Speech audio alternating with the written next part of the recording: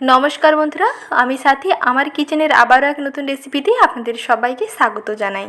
मसुर डाल कचु दिए दारुण एकटी रेसिपि आजके आपनादेर संगे शेयर करब। এই রেসিপি গরম ভাতে একাই 100। যদি থাকে গরম ভাতে এই রকম কচুর ঘন্ট তাহলে কিন্তু আর কিছুই লাগবে না, এক থালা ভাত দেখবেন নিমেষেই খালি হয়ে যাবে। তো বন্ধুরা আসুন এর রেসিপিটি ঝটপট দেখে নিন। আর রেসিপি ভালো লেগে থাকলে ভিডিওটিতে প্লিজ একটি লাইক করে দেবেন আর ভিডিওটিকে বন্ধুদের মধ্যে শেয়ার করার অনুরোধ থাকলো। তো বন্ধুরা রেসিপিটি এখন দেখে নিন। প্রথমেই দেখুন নিয়ে নিচ্ছি মসুর ডাল। আর এই রেসিপিটি বানাতে অবশ্যই মসুর ডাল লাগবে, মুগ ডাল দিলে কিন্তু এতটা ভালো টেস্ট আসবে না। আমি মসুর ডাল দিয়েই বানাচ্ছি আর আপনারাও চেষ্টা করবেন এইরকম মসুর ডাল নিতে। আমি 6 টেবিল চামচ মসুর ডাল এখানে নিয়ে নিয়েছি।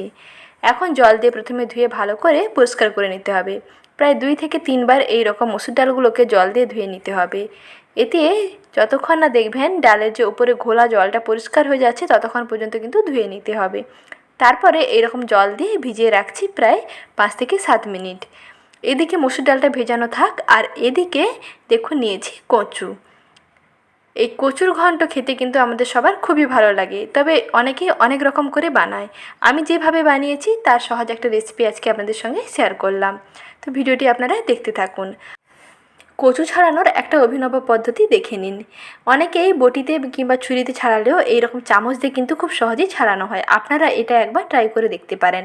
চামচের যে ধার কাজটা সেই ধারের দিকটা দিয়ে এইরকম একটু টান দিলেই খোসাটা খুব সহজেই ছেড়ে যায়। এইভাবে কম সময়ে অনেক কচুর খোসা ভালোভাবে ছাড়িয়ে নিতে পারবেন। একটা সহজ টিপস আপনাদের সঙ্গে শেয়ার করলাম, কেমন লাগলো কমেন্ট সেকশনে জানাবেন।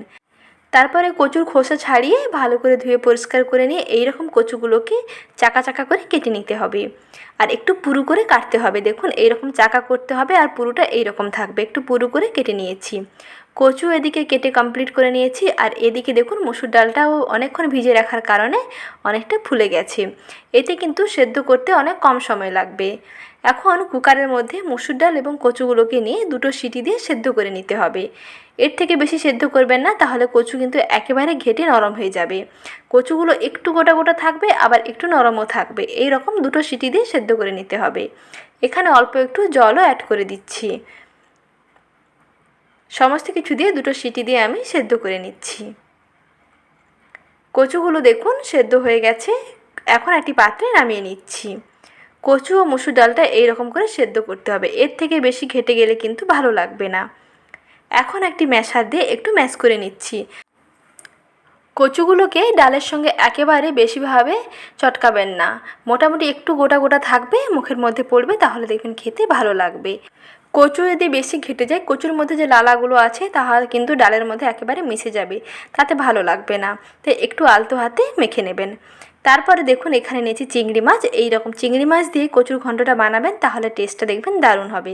চিংড়ি মাছগুলোকে প্রথমে ভেজে নিতে হবে। তার জন্য কড়াইতে কিছুটা তেল দিয়ে দিয়েছি। তেলের মধ্যে দিয়ে দেবেন লবণ। তারপরে তেলের মধ্যে চিংড়ি মাছগুলোকে দিয়ে দেবেন। এতে চিংড়ি মাছের গায়ে এক্সট্রা করে নুন ও হলুদ মাখানোর দরকার নেই।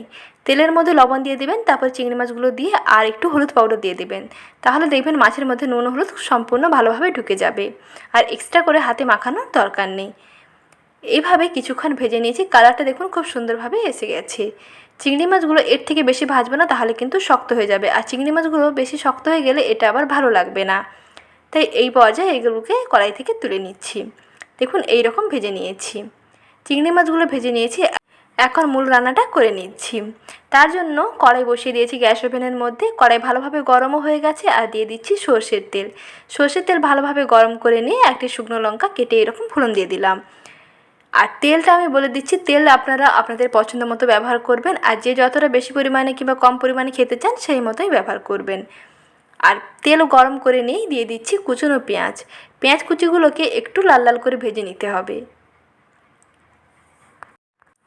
পেঁয়াজগুলো যখন এই পর্যায়ে ভাজা হয়ে যাবে, একটু কালারটা চেঞ্জ হয়ে যাবে, তখন দিয়ে দিতে হবে আদা বাটা। প্রায় হাফ চামচ আদা বাটা দিয়ে দিলাম আর দিচ্ছি হাফ চামচ রসুন বাটা। আদা বাটা এবং রসুন বাটা সমস্ত কিছু দিয়ে পেঁয়াজের সঙ্গে একটু ভাজা ভাজা করে নিচ্ছি। কিছুক্ষণ এইভাবে মিশিয়ে নেওয়ার পরেই দেখবেন আদা ও রসুনের যে কাঁচা গন্ধটা একেবারে চলে যাবে এবং মশলাটাও একেবারে পারফেক্টলি কষানো হয়ে যাবে। মশলাটা যখন কষানো হয়ে যাবে তখন সেদ্ধ করে ম্যাশ করে রাখা কচু এবং ডালগুলোকে এর মধ্যে দিয়ে দিতে হবে। তারপর সঙ্গে সঙ্গে খুব ভালোভাবে মিশিয়ে নিচ্ছি। এখানে যদি অল্প একটু জল দিতে চান তাহলে কিন্তু জল দেবেন। এখানে আমি প্রেসার কুকারটা ধুয়ে অল্প একটু জলও অ্যাড করে দিয়েছি। এখন দিয়ে দিচ্ছি স্বাদ মতো লবণ, হলুদ পাউডার আর দিচ্ছি সামান্য মশলা, অল্প ভাজা জিরে গুঁড়ো এবং ভাজা ধনে গুঁড়ো। সমস্ত কিছু দিয়ে কিছুক্ষণ ফুটিয়ে নেব। অল্প একটু জল সবসময় অ্যাড করার চেষ্টা করবেন, তা না হলে কিন্তু এটা একেবারে গাঢ় হয় আর কড়াইতে নিচে লেগে যাওয়ার সম্ভাবনা থাকে আর একেবারে মাখো মাখো হয়ে যাবে। তার জন্য সবসময় অল্প একটু জল দিয়ে এটাকে ফোটাবেন, তাহলে গ্রেভিটা ঠিকঠাক থাকবে। এইভাবে সব কিছু মশলা দেখুন দিয়ে দিলাম। এখন সব কিছুকে একসঙ্গে ফুটিয়ে নিচ্ছি। কিছুক্ষণ ফুটিয়ে নেওয়ার পরে প্রায় 2 থেকে 3টা ফুট আসার পরেই ভেজে নেওয়া চিংড়ি মাছগুলোকে এর সঙ্গে মিশিয়ে দিতে হবে।